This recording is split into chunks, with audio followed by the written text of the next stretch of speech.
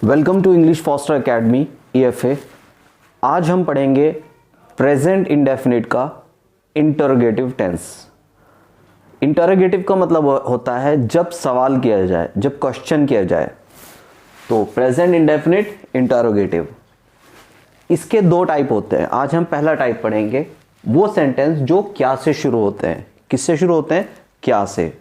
जैसे क्या तुम जानते हो, ये सेंटेंस किससे शुरू हुआ? क्या वर्ड से। क्या तुम नहीं जानते हो, ये किससे स्टार्ट हुआ? क्या से। क्या वह स्कूल जाता है? क्या वह स्कूल नहीं जाता है। क्या तुम क्रिकेट खेलते हो? क्या तुम खाना खाते हो? क्या तुम आइसक्रीम खाते हो? क्या तुम आइसक्रीम नहीं खाते हो? तो ये सारे सेंटेंस किससे शुरू हो रहे हैं? क्या से शुरू हो रहे हैं। अब हमें समझना है कि इन सेंटेंस को बनाते कैसे हैं। देखिए, इसके लिए कोई नया स्ट्रक्चर नहीं है। जो स्ट्रक्चर आपने प्रेजेंट इंडेफिनिट के नेगेटिव में पढ़ा था वही स्ट्रक्चर यूज होगा। बस थोड़ी सी एक ट्रिक है, वो समझना है।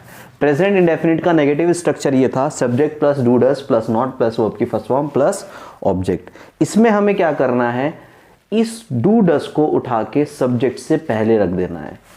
या तो डू आएगा या डज आएगा, वो आप जानते हैं सब्जेक्ट के अकॉर्डिंग आता है। सिंगुलर सब्जेक्ट है तो डज आता है, प्लूरल है तो डू आता है। तो जब सेंटेंस क्या से शुरू होता है तो हमें क्या करना है, पहले डू या डज को रख दें, फिर सब्जेक्ट रख दें। नेगेटिव है तो नॉट रख दें, नहीं है तो नहीं आएगा। फिर वर्ब आएगी, ऑब्जेक्ट है तो ऑब्जेक्ट आ जाएगा। बात क्लियर है? देखिए, क्या तुम जानते हो, तो मैं अब यहाँ पर सब्जेक्ट क्या है? तुम, यानी सब्जेक्ट यहाँ पे तुम है, प्लूरल है यू, तो यू के लिए क्या आएगा? डू आएगा।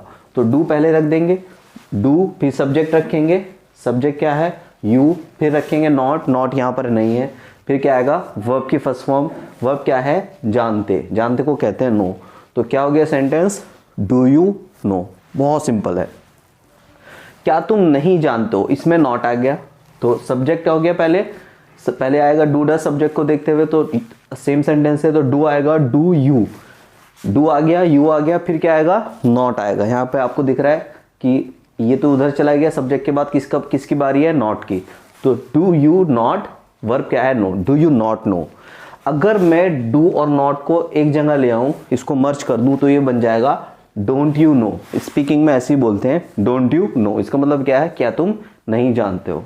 क्या वह स्कूल जाता है? अब देखिए, वह के साथ क्या आएगा? डज आएगा। पहले डज आ जाएगा, डज, सब्जेक्ट क्या हो गया? ही, वर्ब क्या हो गया? गो, ऑब्जेक्ट क्या हो गया? स्कूल।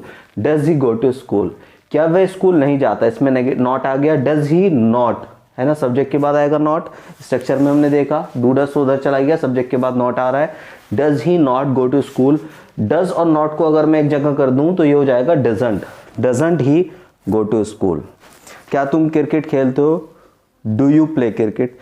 क्या तुम नमाज पढ़ते हो? डू यू परफॉर्म नमाज। क्या तुम पूजा करते हो? Do you worship. क्या वह क्रिकेट खेलता है? Does he play cricket.